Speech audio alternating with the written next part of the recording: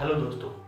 Court के आदेश पर पहली बार ज्ञानवापी परिसर का सर्वे किया गया और इसकी वीडियोग्राफी भी कराई गई। कोर्ट ने इसके लिए वरिष्ठ अधिवक्ता अजय कुमार मिश्र को कोर्ट कमिश्नर नियुक्त किया, लेकिन अंजुमन इंतजामिया मसाजिद कमेटी, जो कि ज्ञानवापी मस्जिद की संस्था है, इन लोगों ने इसका विरोध किया। वो लोग चाहते थे कि मस्जिद के अंदर कोई सर्वे नहीं किया जाए। आखिर काशी विश्वनाथ और ज्ञानवापी मस्जिद विवाद क्या है? क्या अयोध्या के राम जन्मभूमि विवाद से इसकी कोई समानता है? ज्ञानवापी मस्जिद के सर्वे के क्या मायने हैं और इसकी मांग को लेकर अदालत में गए पक्ष और विरोध कर रहे पक्ष के तर्क क्या है? सबसे पहले जानते हैं कि आखिर क्या है ज्ञानवापी विवाद। काशी विश्वनाथ मंदिर और उससे लगी ज्ञानवापी मस्जिद के बनने और दोबारा बनने को लेकर अलग अलग तरह की धारणाएं और कहानियां चली आ रही है। हालांकि इन धारणाओं की कोई प्रामाणिक पुष्टि अभी तक नहीं हो सकी है। बड़ी संख्या में लोग इस धारणा पर भरोसा करते हैं कि काशी विश्वनाथ मंदिर को औरंगजेब ने तुड़वा दिया था।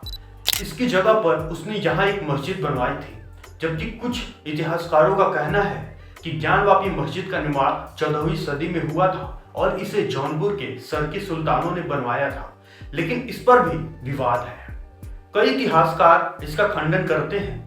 उनके मुताबिक सरकी सुल्तानों द्वारा कराए गए निर्माण के कोई साक्ष्य नहीं मिलते हैं, न ही उनके समय में मंदिर के तोड़े जाने के साक्ष्य मिलते हैं। दूसरी तरफ काशी विश्वनाथ मंदिर के निर्माण का श्रेय राजा टोडरमल को दिया जाता है।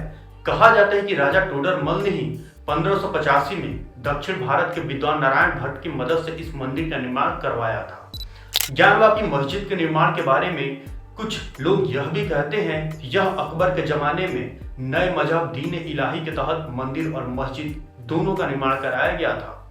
ज्यादातर लोग यह मानते हैं कि औरंगजेब ने मंदिर को तुड़वा दिया था, लेकिन मस्जिद अकबर के जमाने में दीन इलाही के तहत बनाई गई थी, या औरंगजेब के जमाने में इसको लेकर जानकारों में मतभेद है।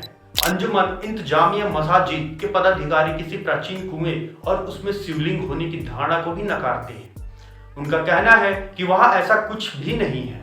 अयोध्या में विवाद इस बात को लेकर था कि हिंदू मंदिर को ध्वस्त कर वहां मस्जिद बनाया गया है। लंबे आंदोलन और कानूनी लड़ाई के बाद 9 नवंबर 2019 को मुख्य न्यायाधीश रंजन गोगोई की अध्यक्षता में सुप्रीम कोर्ट ने मंदिर निर्माण के लिए भूमि ट्रस्ट को सौंपने का आदेश दिया था। इसके साथ ही सरकार को मस्जिद बनाने के लिए सुन्नी वक्फ बोर्ड को वैकल्पिक 5 एकड़ जमीन देने का भी आदेश दिया था। सुप्रीम कोर्ट के इस आदेश पर अयोध्या में भव्य राम मंदिर का निर्माण तेजी से हो रहा है। इस बीच अब काशी और मथुरा को लेकर भी मांग जोर पकड़ने लगी है। 90 के दशक में राम जन्मभूमि आंदोलन के दौरान काशी मथुरा को लेकर भी नारे लगते थे। हाँ, जाहिर है कि इस मुद्दे को लेकर हिंदूवादी संगठन अयोध्या के राम जन्मभूमि आंदोलन के साथ ही आवाज उठाते रहे हैं। उनका दावा है कि स्वयंभू शिवलिंग के ऊपर मस्जिद का निर्माण हुआ है। उनकी मांग मस्जिद हटाकर वो हिस्सा मंदिर को सौंपे जाने की है। 1991 से चल रहे केस द्वादश ज्योतिर्लिंग में प्रमुख श्री काशी विश्वनाथ मंदिर और उसी के पास स्थित ज्ञानवापी मस्जिद का केस 1991 से वाराणसी की स्थानीय अदालत में चल रहा है। 1991 में स्वामी विश्वेश्वर की ओर से डॉक्टर रामरंग शर्मा, हरिहर पांडे और सोमनाथ व्यास ने FTC कोर्ट में याचिका दायर कर नया निर्माण व पूजा करने के अधिकार की मांग की। अंजुमन इंतजामिया मसाजिद को प्रतिवाद बनाया गया। अदालत ने लंबी सुनवाई के बाद 1997 में वादी और प्रतिवादी दोनों के पक्ष में आंशिक निर्णय दिए थे। फैसले से असंतुष्ट प्रतिवादी ने हाई कोर्ट में याचिका दायर कर दी।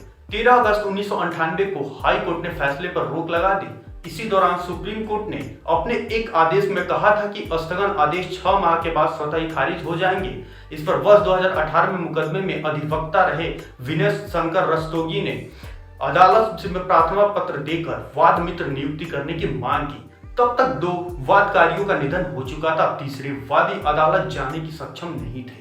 लिहाजा विनय शंकर रस्तोगी ने 2019 में मूल वाद में अलग से प्रार्थना पत्र देकर पुरातत्व विभाग की ओर से सर्वेक्षण करने की अनुमति मांगी। इसके बाद सर्वेक्षण प्रकरण पर सुनवाई शुरू हो गई।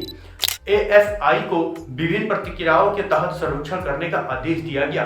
बाद में हाई कोर्ट ने AFI सर्वे पर रोक लगा दी थी। ज्ञानवापी प्रकरण में 1995 में भी सूरजकुंड निवासी डॉक्टर सोनलाल आर्य ने याचिका दायर कर दर्शन पूजन व सर्वे की मांग की थी।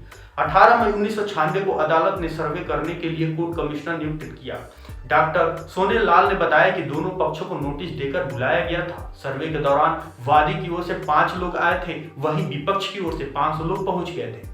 तत्कालीन एडीएम सीटी बादल चटर्जी ने दोनों पक्षों से वार्ता कर सुलझाने का प्रयास किया। बात नहीं बनने पर कोर्ट कमिश्नर ने कमीशन की कार्रवाई खारिज कर दिया था। बताया जाता है कि तब भी जुमा का दिन था। बीएचयू के प्राचीन भारतीय इतिहास के विभागाध्यक्ष एएस अल्टेकर ने बनारस के इतिहास में लिखा है कि प्राचीन विश्वनाथ मंदिर में ज्योतिर्लिंग 100 फीट का है, अर्घा भी 100 फीट का बताया गया है। लिंग पर गंगा जल बराबर गिरता रहा है, जिसे पत्थर की पटिया से ढक दिया गया। यहाँ श्रृंगार गौरी की पूजा अर्चना होती है। तहखाना यथावत है, यह खुदाई से स्पष्ट हो जाएगा।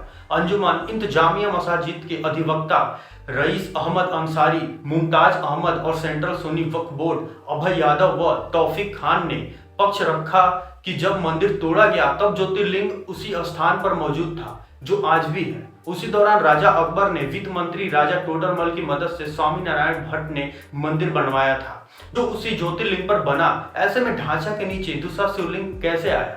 ऐसे में खुदाई नहीं होनी चाहिए। तो दोस्तों, आशा करता हूं कि अब आप समझ गए होंगे कि ज्ञानवापी मस्जिद का विवाद क्या है।